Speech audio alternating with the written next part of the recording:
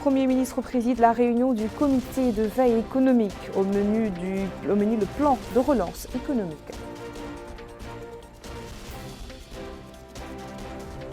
Inauguration à Kaïdi du nouveau bureau régional de la chaîne El Mauritania par le ministre de la Culture, de l'Artisanat et des Relations avec le Parlement. Éducation, l'année scolaire 2019-2020 redémarre demain sur fond d'importantes mesures de prévention contre le coronavirus.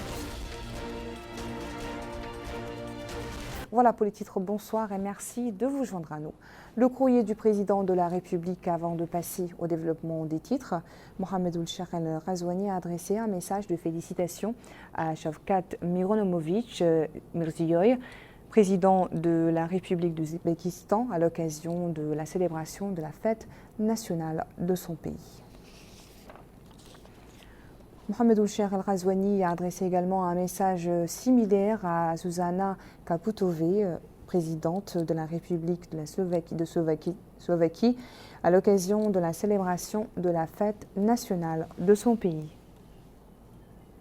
La présidence de la République a rendu public aujourd'hui un décret portant convocation du Parlement pour la tenue d'une session extraordinaire à compter du jeudi prochain, 3 septembre donc.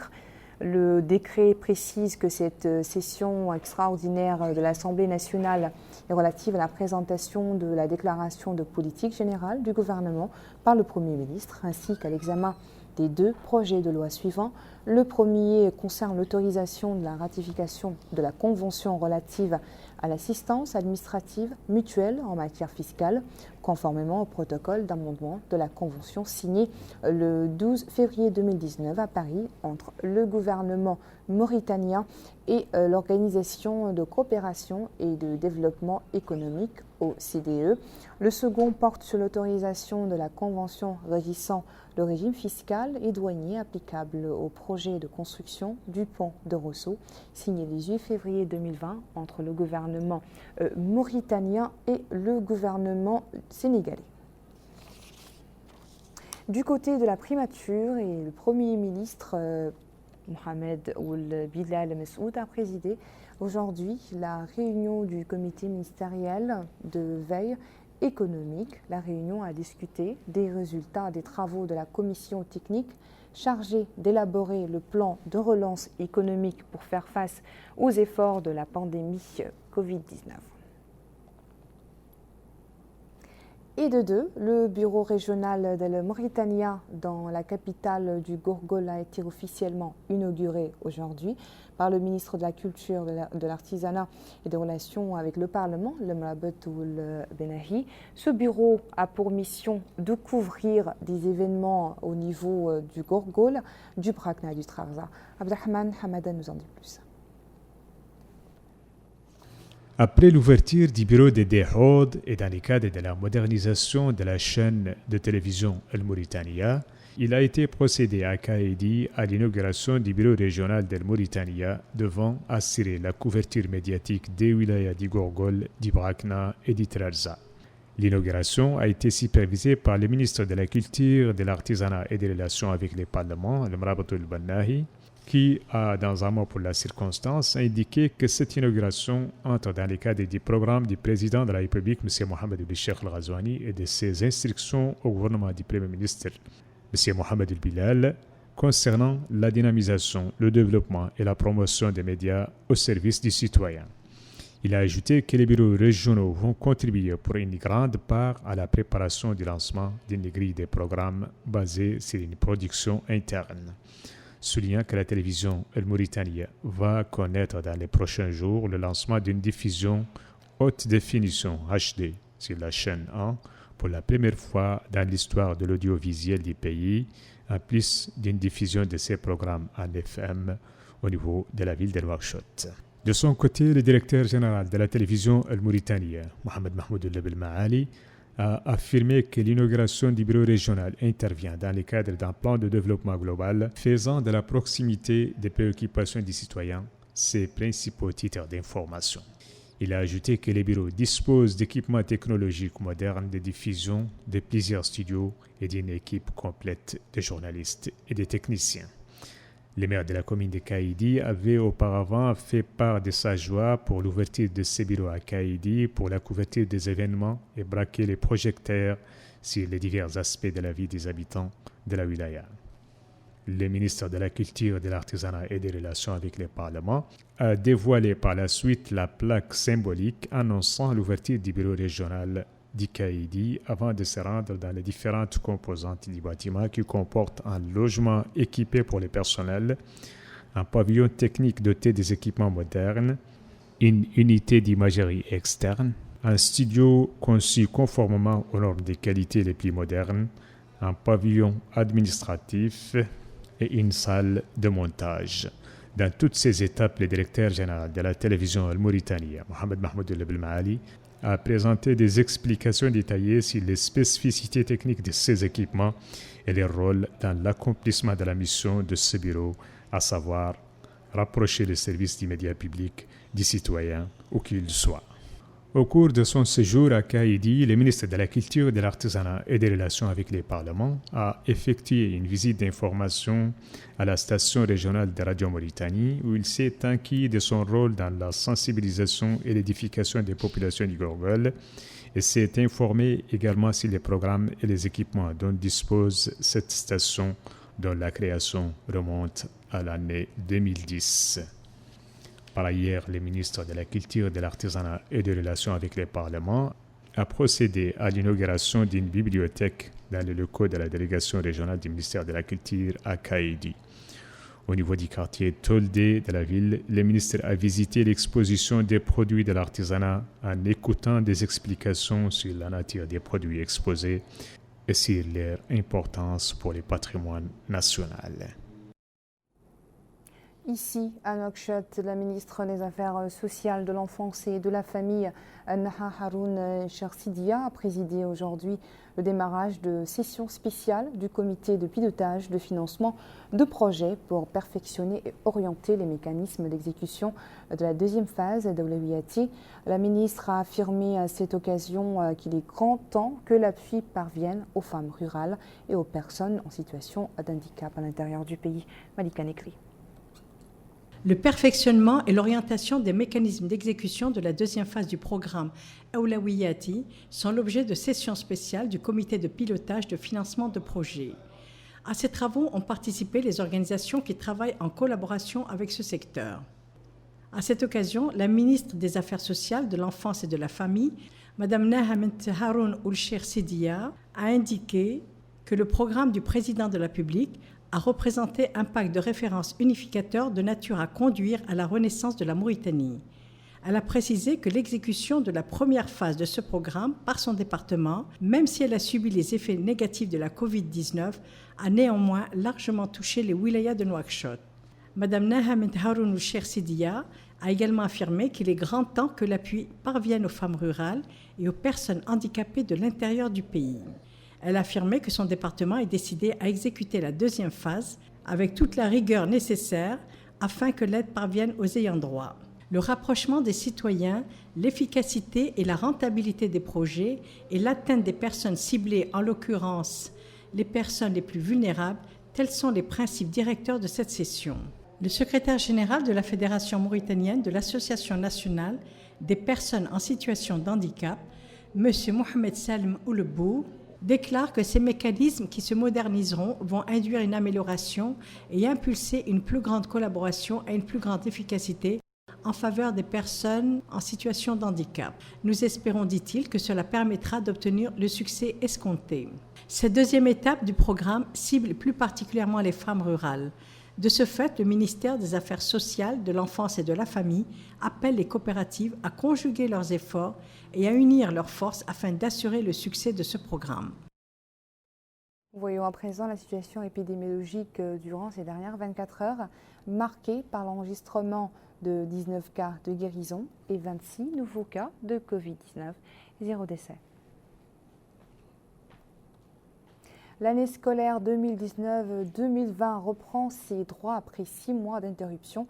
suite à la pandémie de Covid-19.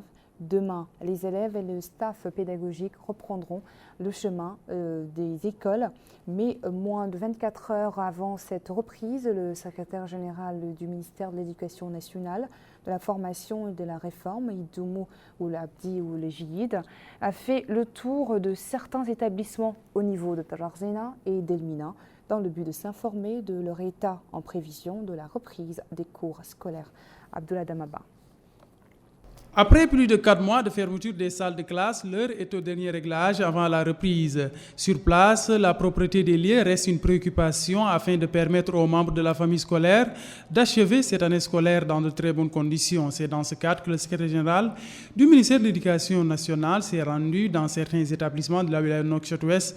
Ainsi, il a visité l'école Nassib 1 et Khalid Ben Walid, respectivement à Elmina et Tafrak Zeyna, ce qui lui a permis de s'enquérir des mesures qui ont été prises en concordance avec le protocole sanitaire mis en place par le ministère de l'Intérieur, de la décentralisation, celui de la santé et de l'éducation nationale. Au niveau de la wilaya Nouakchott Sud, le secrétaire général du ministère de l'Éducation nationale a aussi visité certains établissements scolaires en prélude de la reprise. Il s'est notamment rendu au niveau du lycée du Xar, de l'école secondaire de Toujini numéro 2, de l'établissement secondaire d'Arafat numéro 2, du lycée d'enseignement technique et de la formation professionnelle. Sur les lieux, il s'est enquis des dispositions qui ont été mises en place du point de vue sanitaire pour permettre aux différentes parties prenantes de se conformer aux préceptes sanitaires mis en place. À Nouakchott Nord, ce sont les regroupements de jeunes et organisations de la société civile qui se sont donné la main pour permettre aux élèves de cette wilaya de pouvoir étudier dans de très bonnes conditions. Ces derniers ont pris en charge l'assainissement des écoles. Tel est le cas au sein de l'école Diafar de Bohdida au relevant de la Moukhata de Tujinine.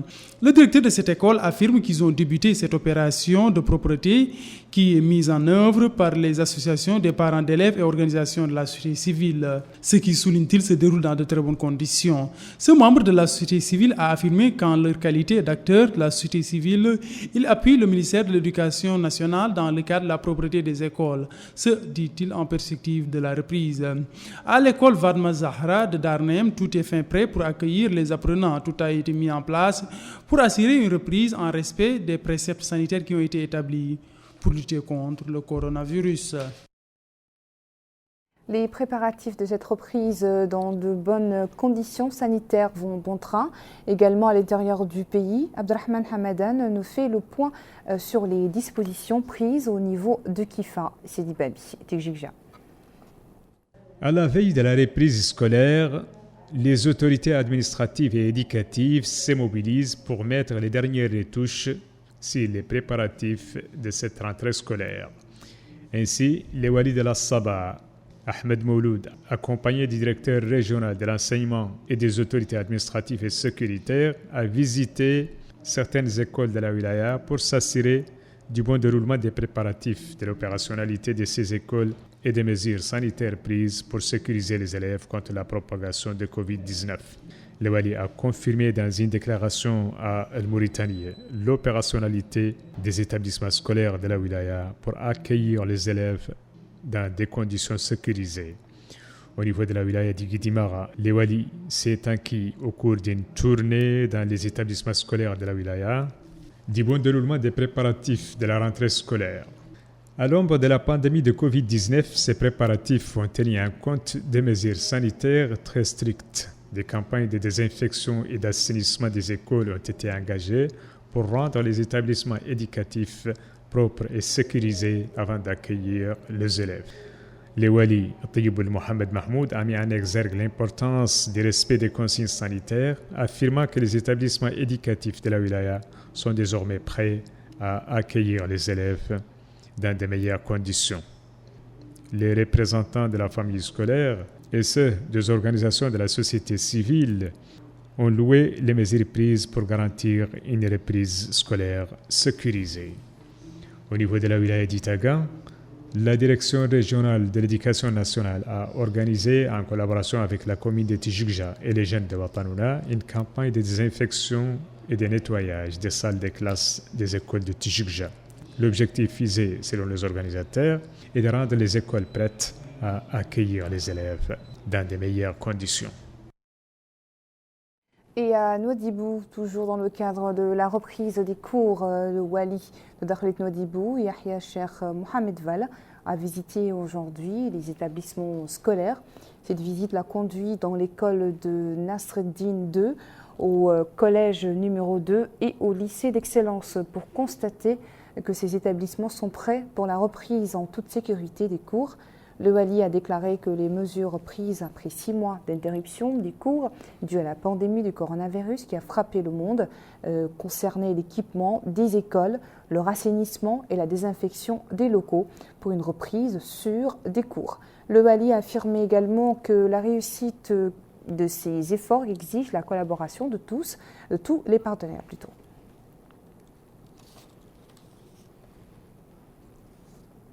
La pluie à présent avec ces dernières hauteurs enregistrées la veille dans certaines localités du pays.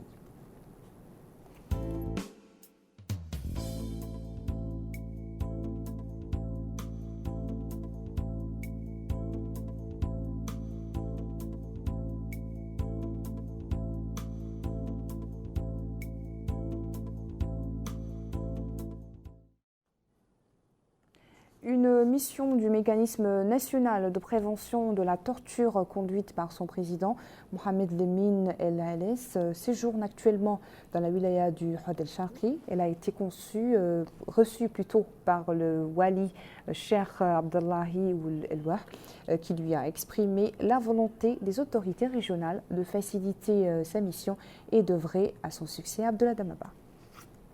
Ce déplacement du président du mécanisme national de prévention de la torture, Mohamed Lemine El Hales, a débuté par une rencontre avec le wali du Hod El Sharqi, Cheikh Abdullahi Ould El Wah. Il a au cours de ces réunions fait part de la mission de la structure qu'il préside dans le cadre de la préservation des droits des personnes dans les lieux de détention. Par la suite, Mohamed Lemine El Hales a exprimé sa satisfaction pour ces rencontres avec le wali. Il a aussi salué les conditions dont jouissent les détenus au niveau de ces wilayas après ces différentes entrevues avec les autorités sécuritaires de ces wilayas. Au cours de ce séjour, le président du mécanisme national de prévention de la torture s'est rendu au niveau de la direction régionale de la sécurité nationale au Hod El Sharqi en présence du directeur régional de la sécurité nationale, Ousmane Mohamed Ousmane. Ils ont ainsi passé en revue les conditions des pensionnaires des lieux de détention. Par la suite, il a visité la prison civile de Néma où il s'est enquis des conditions de traitement des détenus en conformité avec la loi. Par ailleurs, il s'est réuni avec le commandant de la brigade de la gendarmerie nationale au niveau de celui-là, Cheikh Ahmed Ould Sidi Abdallah. Le président du conseil régional du Hod El Sharqi a signé une convention de coopération avec le ministère de la Santé relative au suivi de l'exécution du projet INAIA. Financé par la Banque mondiale, le projet est destiné à améliorer les prestations de tous les centres de santé au niveau de la wilaya.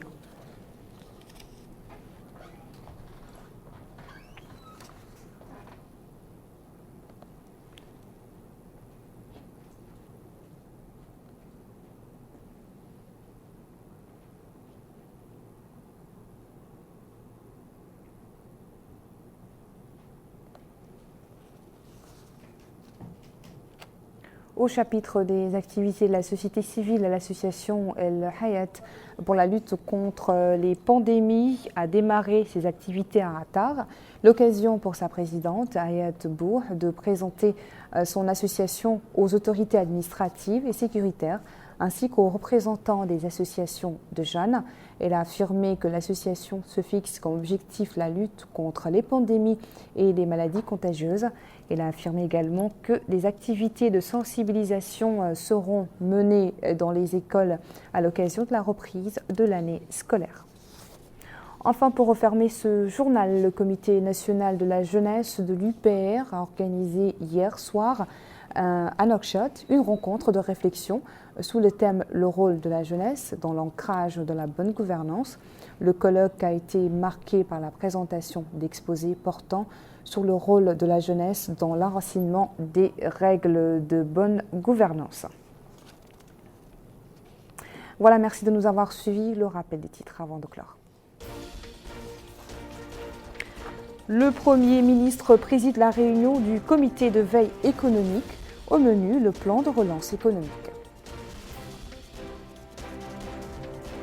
Inauguration à Kaïdi du nouveau bureau régional de la chaîne El Mauritania par le ministre de la Culture, de l'Artisanat et des Relations avec le Parlement.